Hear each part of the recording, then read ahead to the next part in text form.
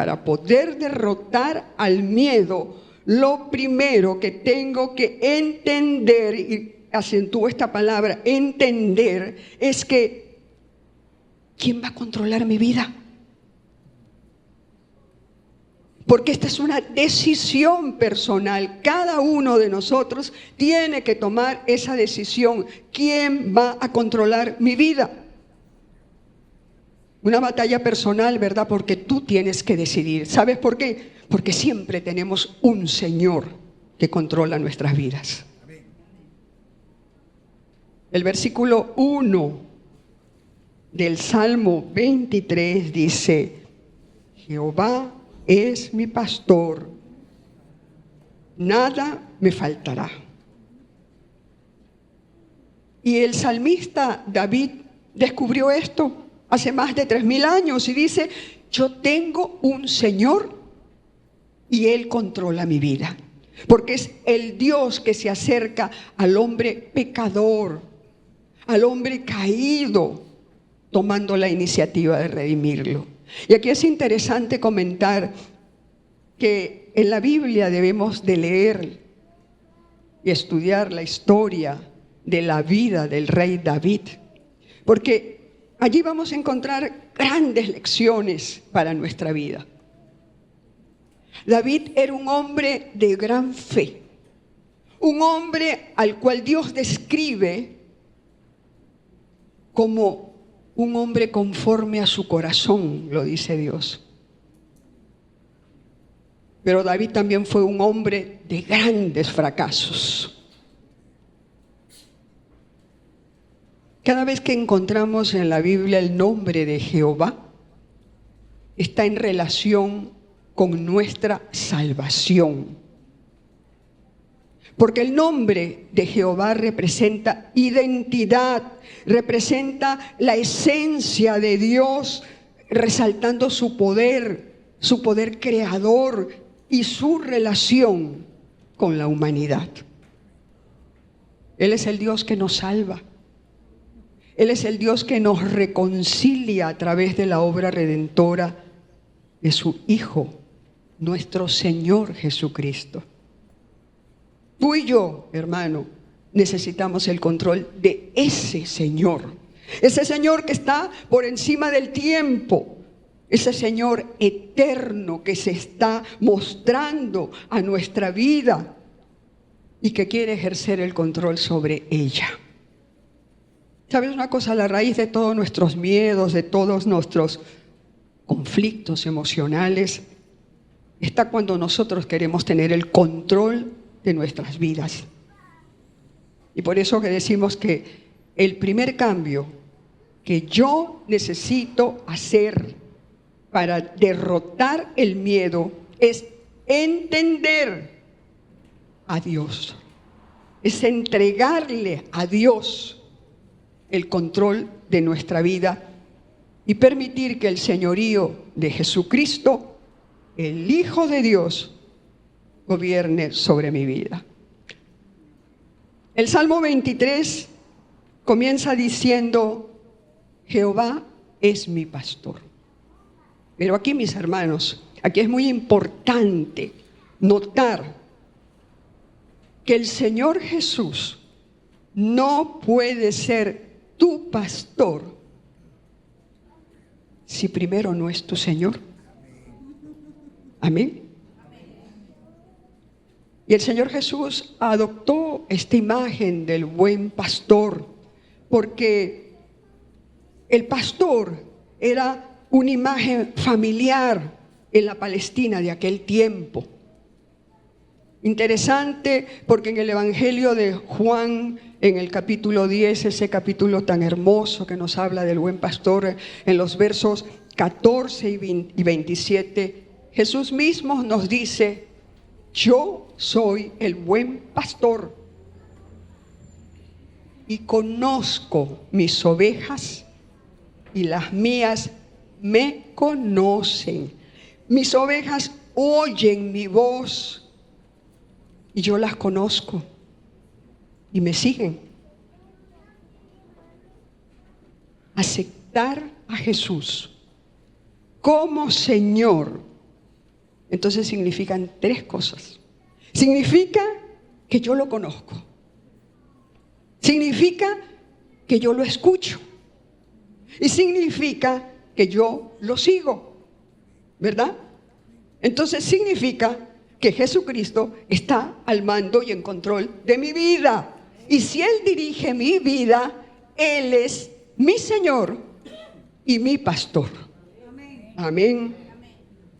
Sin embargo, Dios te da la opción de elegir, porque Dios no fuerza a nadie, ¿verdad?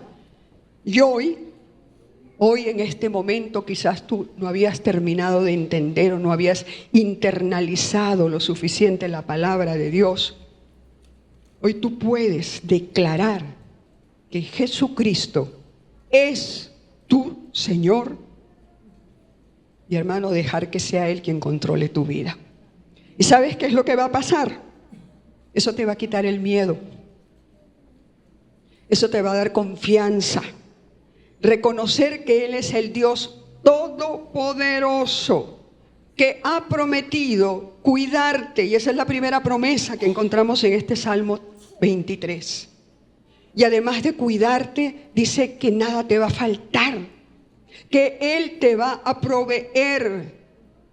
Y tenemos una segunda promesa, una promesa de provisión. Sea lo que pase en el mundo, guerras, hambruna, devastación, terremotos, ciclones, huracanes, enfermedad, vejez. Hay una segunda cosa que yo necesito para derrotar al miedo, y es su cuidado. Podemos rellenar en nuestras hojas de apoyo, en el punto 2 en Romano, donde está la línea en blanco. Yo necesito su cuidado. Porque aquel que es el Señor de lo visible y de lo invisible, que es el dueño del tiempo, que es el dueño de la eternidad, aquel que gobierna todo el universo y todas las galaxias, ¿verdad? Dice el salmista, es mi pastor. O sea, David está expresando, es mío. David está hablando de una relación íntima, profunda, personal con Dios. Y es por eso que siempre decimos que el cristianismo no es una religión. Es una relación, y la relación es de dos. No es religión. La religión es el esfuerzo del hombre por acercarse a Dios. Pero el cristianismo es Dios el que se acerca al hombre, el que lo busca, el que lo llama. Y continúa David en este precioso Salmo 23. Continúa en el versículo 2 diciendo, miren qué cosa tan hermosa: en lugares de delicados pastos te haré descansar. Amén. Junto a aguas de reposo me pastoreará. Ahora, ¿qué son esos delicados pastos? Hermanos, esos delicados pastos no es otra cosa que la palabra de Dios, que la palabra de verdad, esa palabra siempre fresca, esa palabra siempre rica, esa palabra que nunca se agota, que permanece para siempre, como dice el apóstol Pedro. La palabra de Dios es ese alimento para el alma que tanto necesitamos para poder descansar. Y es una tercera promesa en este salmo, una promesa de descanso. Porque la palabra de Dios es como esa hierba fresca y tierna que es el alimento natural de la oveja. ¿Y qué son esas aguas de reposo que dice el salmista? Hermanos, esas aguas de reposo no es otra cosa que la influencia y la gracia bendita del Espíritu Santo. Amén.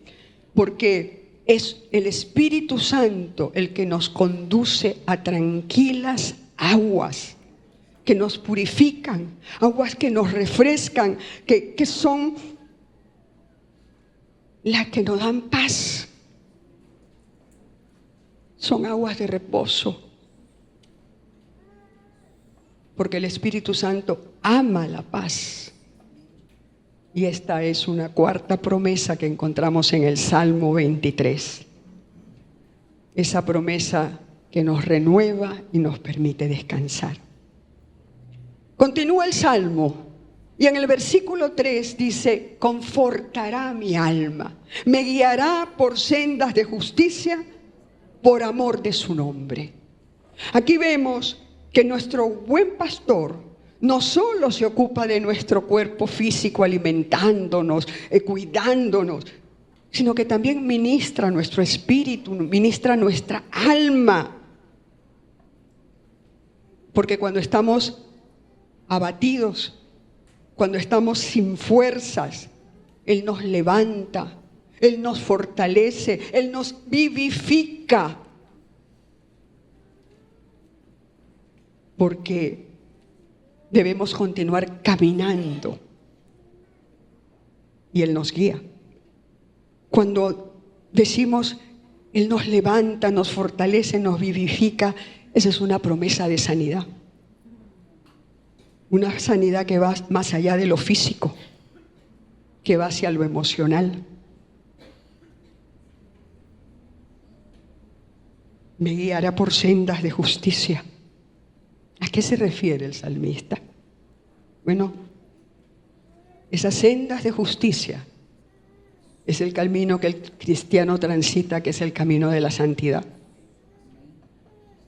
Sí, ya somos salvos del pecado, ¿verdad? Pero estamos siendo guiados por el Espíritu Santo, transitando ese camino de santidad. ¿Por qué lo hace? Por amor de su nombre. ¿Qué significa esto?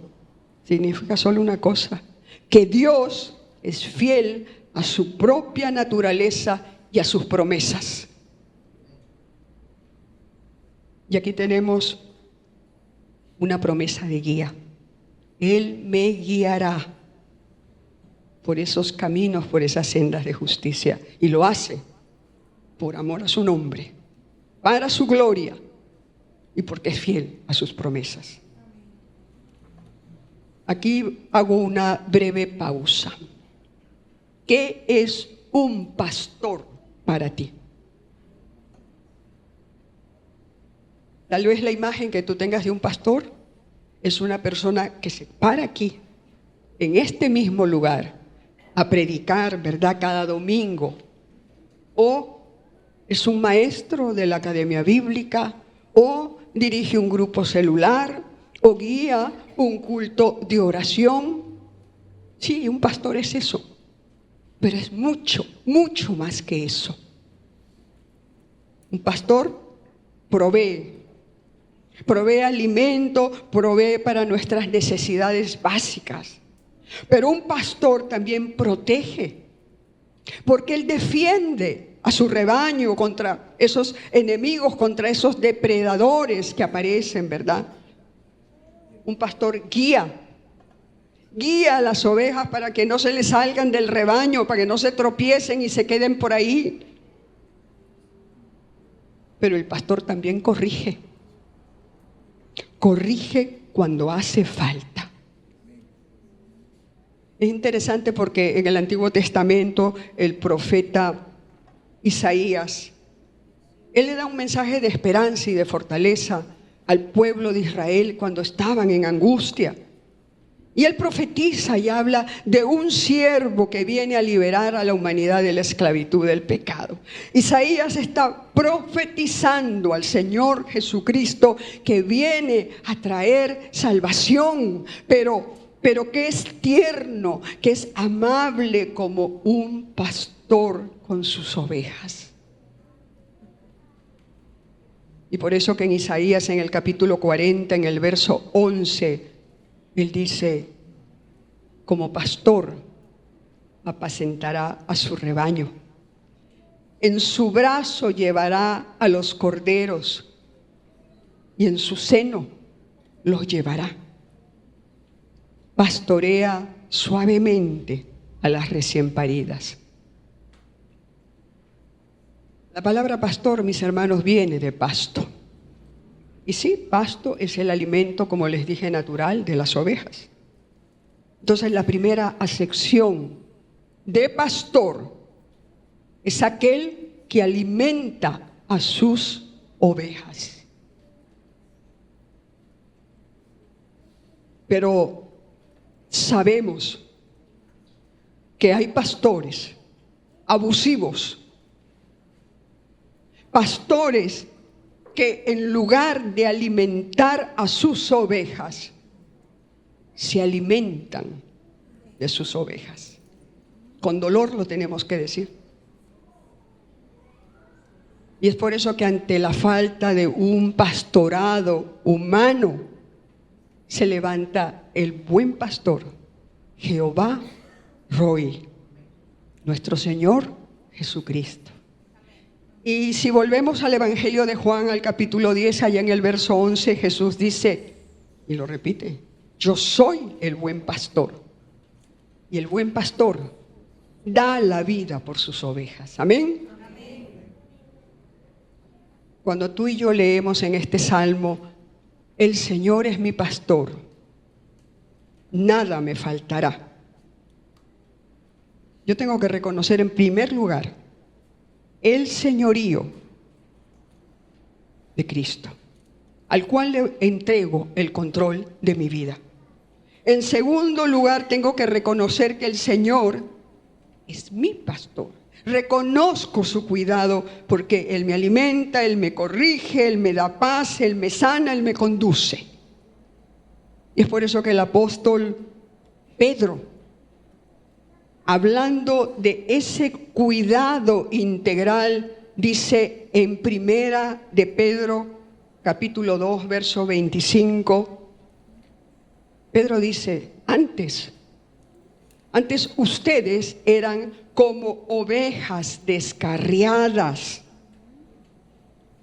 pero ahora han vuelto al pastor que cuida de sus vidas. Y más adelante en el capítulo 5 de Primera de Pedro, en el verso 7, el apóstol dice, depositen en él toda ansiedad,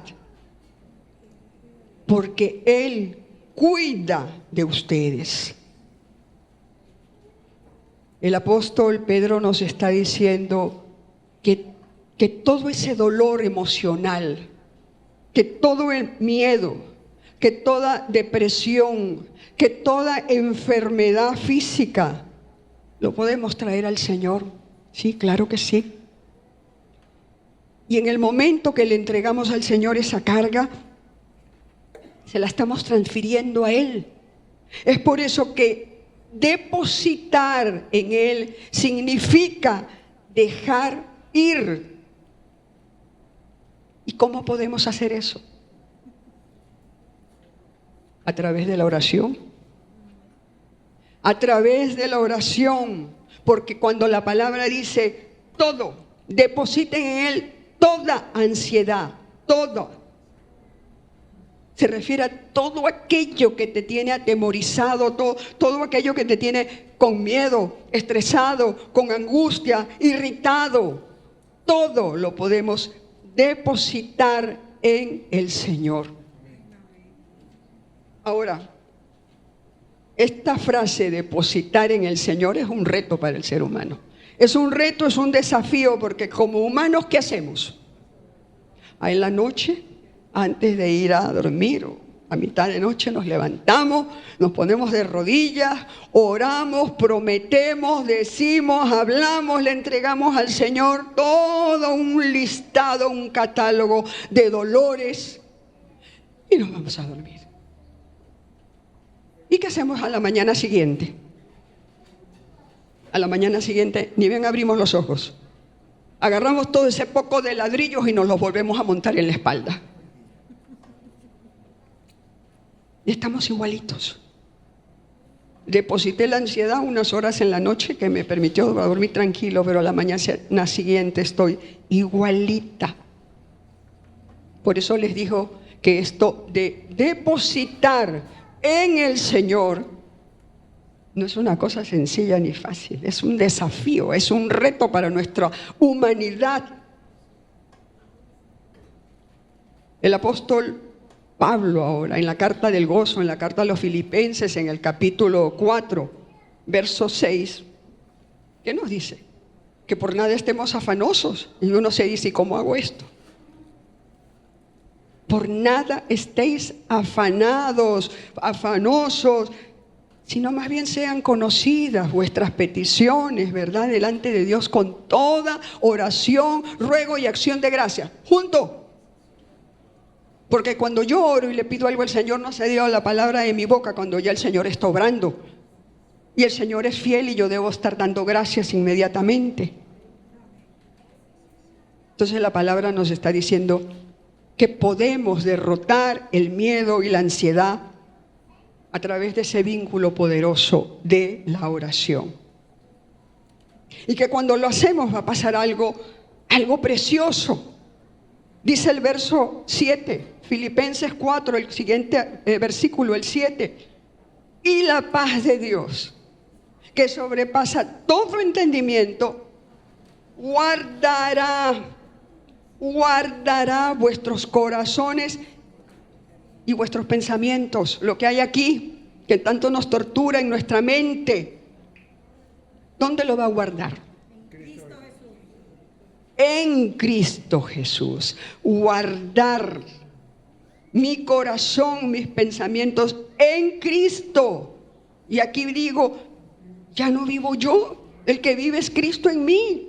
Entonces yo estoy guardada, mi vida, mis problemas, mis circunstancias, todo está guardado en Cristo.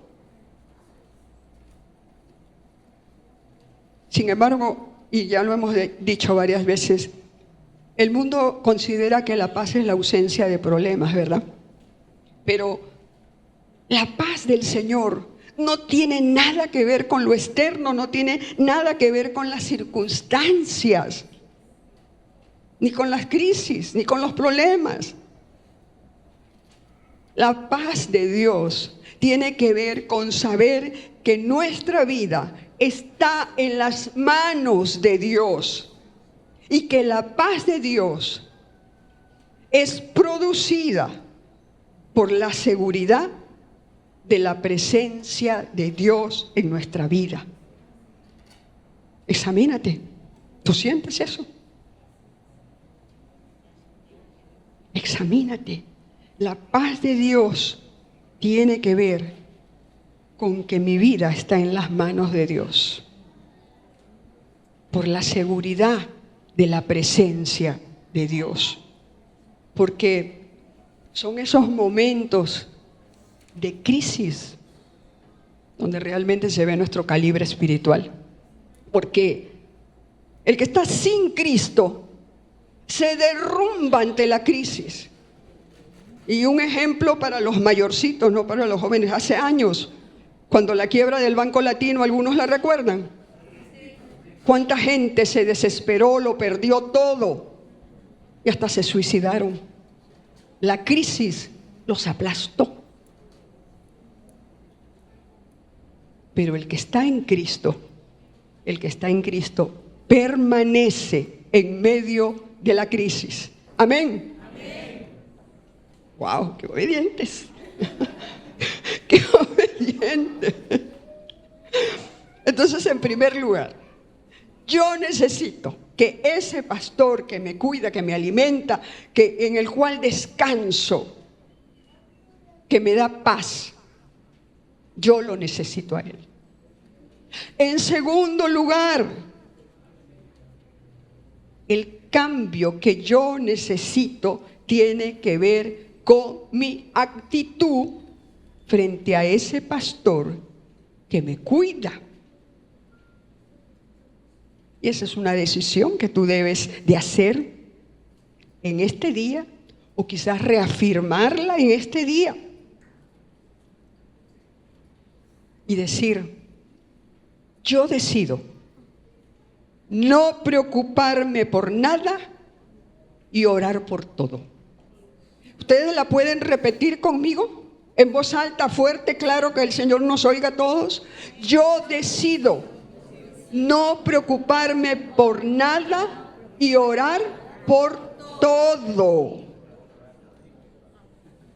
En otras palabras, cuando tú cambias tu preocupación por oración, este cambio te va a llevar a un terreno espiritual maravilloso.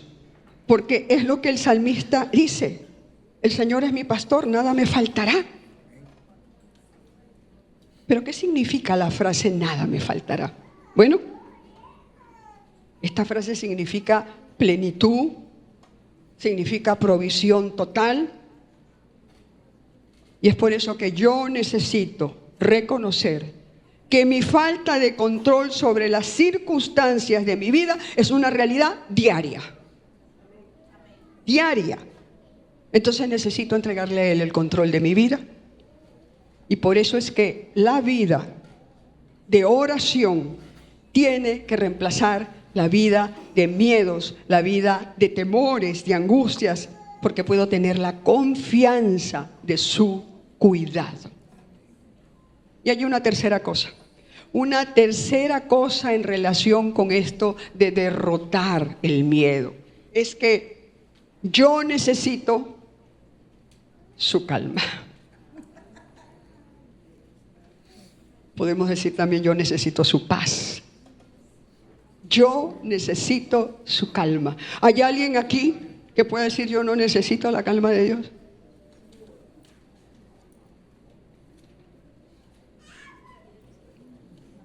Y vamos entonces al versículo 4 del Salmo 23. ¿Qué nos dice el salmista?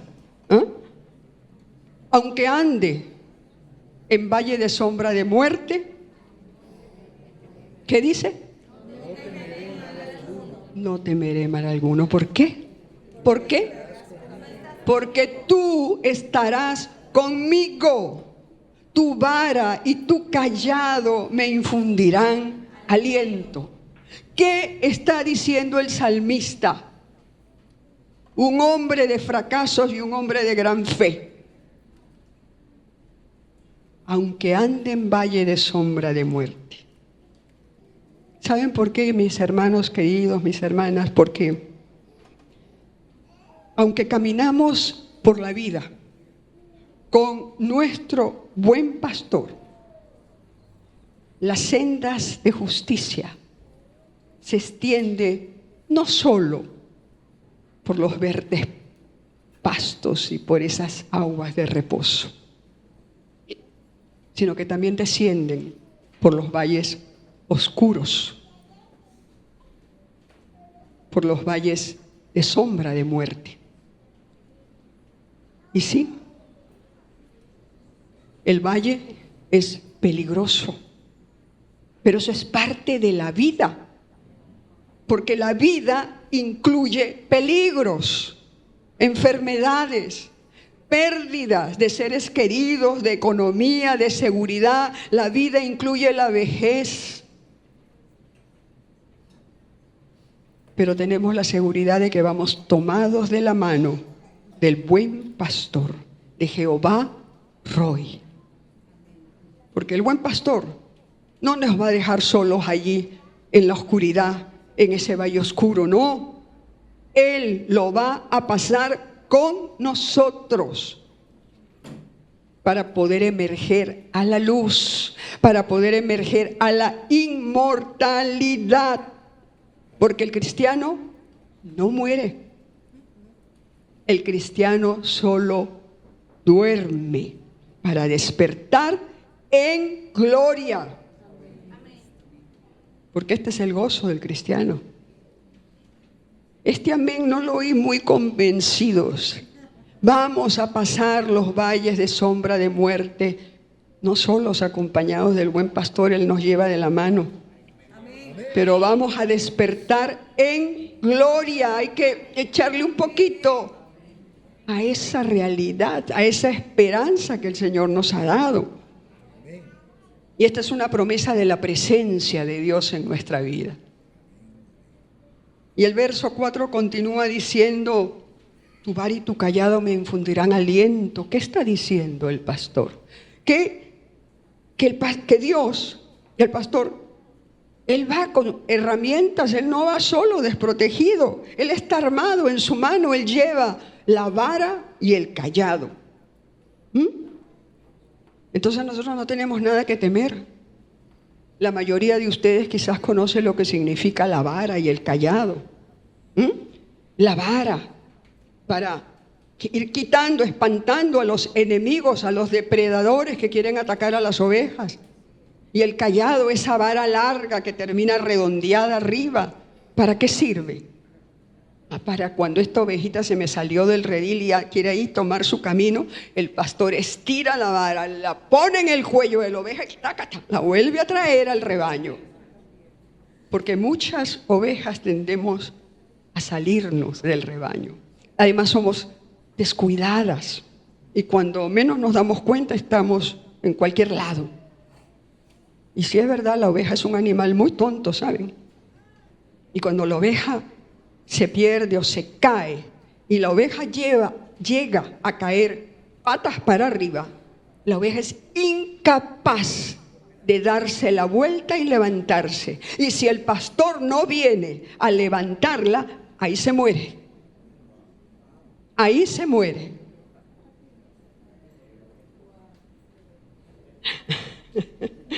Espero que no seamos como esas ovejas, ¿verdad? Entonces, el pastor nos guía, dirige el rebaño, me infunde aliento y consuelo en esos momentos difíciles. Hay una promesa de aliento de parte del pastor. Y llegamos al verso 5. Qué interesante, dice: aderezas mesa delante de mis angustiadores y unges mi cabeza con aceite, mi copa está rebosando. Miren, mis hermanos amados, el hombre, el ser humano bueno, tiene enemigos. Y si no tuviéramos enemigos, pudiéramos decir que podríamos temer no ser amigos de Dios. Porque Santiago dice que la amistad con el mundo es enemistad con Dios. ¿Has hecho conciencia de eso? La amistad con el mundo es enemistad con Dios. Sin embargo, muchas veces vivimos con un pie aquí y el otro acá. Pero el pastor, dice el salmista, está preparando una mesa. Ahora, él es el anfitrión y nosotros, sus invitados. Y el cristiano se sienta a esa espléndida mesa y come como si todo estuviera en perfecta paz, en absoluta calma.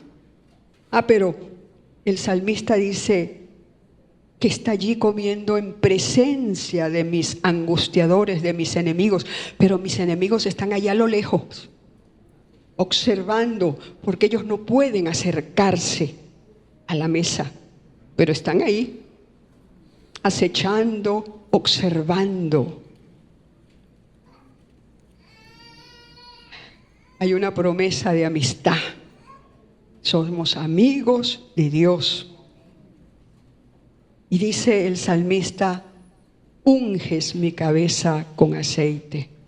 Y esa unción que el anfitrión hace sobre nuestras cabezas con aceite perfumado es una señal, es una muestra de alegría, de deleite, de amistad. Mi copa está rebosando, además del alimento en la mesa, de la unción en mi cabeza. El anfitrión ha rellenado esa copa, porque esa copa tiene el objetivo de satisfacer al sediento, refrescar el cuerpo, refrescar el alma. Así está la copa del invitado de Dios, rebosante y repleta. Y llegamos finalmente al versículo 6, al último versículo de este Salmo 23. Ciertamente el bien y la misericordia me seguirán todos los días de mi vida, y en la casa de Jehová moraré por largos días. Y este es un hecho tan indiscutible como alentador. La bondad y la misericordia me seguirán todos los días. Pero aquí el salmista pasa de la experiencia a la fe. La bondad, el bien, suple todas nuestras necesidades humanas. Pero la misericordia borra el pecado. Y moraré en la casa del Señor por largos días. ¿Saben por qué? Porque el siervo no permanece en la casa para siempre. Pero el Hijo de Dios morará para siempre en su hogar eterno, en un lugar en la casa del Señor. Hay una promesa de un hogar eterno en el cielo. Sin embargo, nosotros, hermanos, hermanas, que vivimos en un mundo convulso, lleno de situaciones terribles, ¿saben? Nosotros necesitamos de esa atmósfera en la cual Dios se mueve. Pero pocas veces meditamos en ella. Y es la atmósfera espiritual del cielo. Cuando en momentos de tu oración íntima, personal, nunca le has pedido al Señor: Señor, yo quiero algo más. Yo quiero trascender en mi vida espiritual. No me conformo con quedarme aquí. Yo quiero trascender espiritualmente, Señor, porque debe ser un anhelo de todo cristiano. Es interesante que el profeta Isaías, en el capítulo 26, verso 3, él nos alienta y dice: es que tú guardarás en completa paz aquel cuyo pensamiento en ti persevera, porque en ti ha confiado. Cuando tú dices: el Señor es mi pastor y nada me faltará, tú estás aceptando que Él tiene absoluto control de tu vida, que tiene absoluto cuidado de tu vida, pero además que necesitas su calma. Y la frase "nada me faltará" es una frase que no tiene nada que ver con el tiempo, porque es una expresión que no tiene tiempo. Porque hoy tú puedes decir, como lo digo yo: el Señor es mi pastor. Nada me faltó, nada me falta y nada me faltará. Amén. Porque el Señor, nuestro pastor, Él es fiel a sus promesas. Y estos 3 tiempos son válidos. Él controla mi vida. Él me cuida. Y Él me va a cuidar hoy y me va a cuidar mañana. Pero también es muy importante entender que Dios nunca está estresado. Dios nunca está agitado, tenso. Yo necesito su calma. Yo necesito su paz. Hermano, hermana, amada, hoy tú puedes decirle al buen pastor, a Jehová Roy: Dios mío, Señor, tú eres sabio, tú eres todo conocimiento. Yo necesito tu control, tu cuidado. Yo quiero que seas mi buen pastor, que me alimentes, que me guíes, que me corrijas, aunque me duela. Yo necesito tu calma, Necesito esa atmósfera espiritual que rodea el trono de Dios para que yo pueda vivir en esa paz que sobrepasa todo entendimiento. Para que yo me pueda levantar cada día de mi vida por encima de las tormentas de la vida. Hoy tú puedes tomar esa decisión, porque eso es lo que el Señor quiere darte en esta mañana. Hoy tú puedes traer al buen pastor, a Jehová Roy, todo tu miedo, todo tu estrés, toda tu preocupación. Amén.